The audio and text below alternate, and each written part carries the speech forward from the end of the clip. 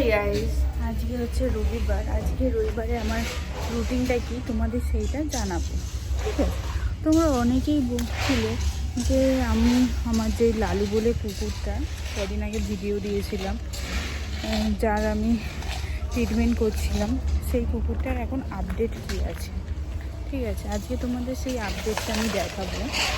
ও অনেকটাই সুস্থ আছে, আর ওর ঘাটা ওইটা সেরে গিয়েছে, সেইটা দেখাচ্ছি, দাঁড়াও।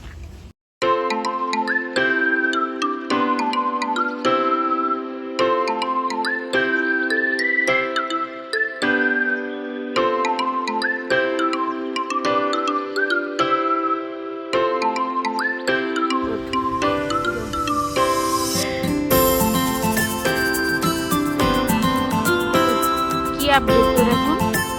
এখন কেমন আছিস? তোর কি বক্তব্য এবার বল। হ্যাঁ, আজ স্নান করবি? ঘুম পাইছে? ঘুমাচ্ছে? কালুকে স্নান করাবো, যার জন্য কালুকে বেঁধে রেখেছি। নাহলে স্নান করার নাম শুনলেই ও বেটা আর এলাকাতেই খুঁজে পাওয়া যায় না। এ কালু, কালুর কত বয়স হয়ে গেছে জানো ভাইস? ওর 13 বছর বয়স। গুরু বুড়ো বুড়ো হয়ে গেছে বলে ওর গায়ের লোমগুলো অনেকটা উঠে গেছে, তাই যে স্নান করাবো।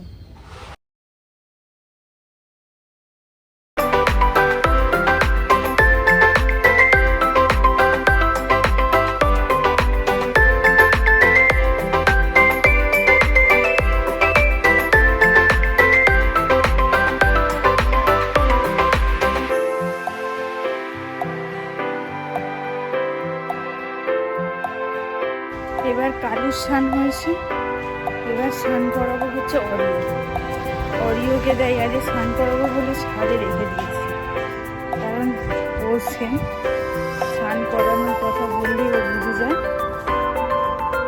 ও চেনটা নিয়ে ওকে দিয়ে নিচে নিয়ে আসি।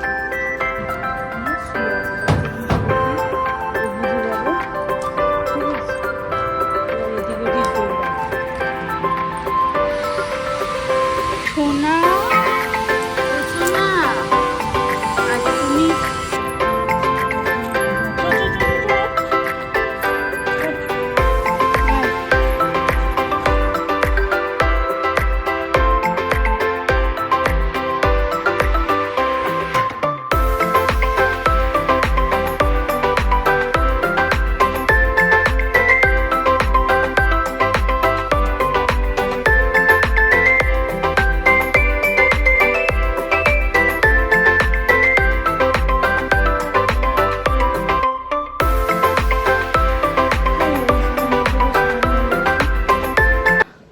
জনি আর অরিওকে স্নান করে দেওয়ার পরে এবার নিজে স্নান করে ওর আরেকটা কাজ, সেইটা হচ্ছে আমার বাড়িতে গপু আছে, যাকে আমি ওর চোখ হচ্ছে মাঝে মাঝেই আঁকতে হয়, সেই জন্য আমি ফেব্রিক নিয়ে চলে এসেছি, ঠিক আছে? এবার গপুর হচ্ছে চোখ আঁকবো, তোমরা দেখতে থাকো। এই যে আমার গপু, গপুর চোখ আঁকবো। বাবা বলছে কুকুর চোখটা এঁকে দেওয়ার জন্য।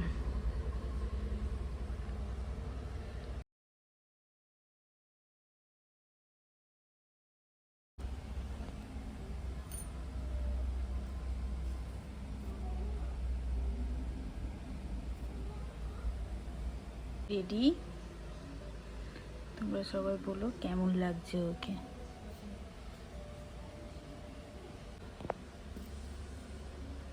গোপাল রেডি, জামাও পরিয়ে দিয়েছি।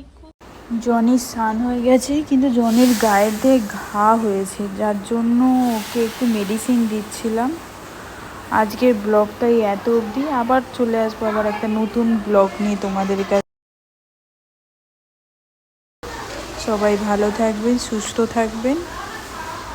আবার এরকম ব্লগ দেখতে চাইলে প্লিজ আমার চ্যানেলটা সাবস্ক্রাইব করতে ভুলবেন না। ওকে, থ্যাংক ইউ সো মাচ।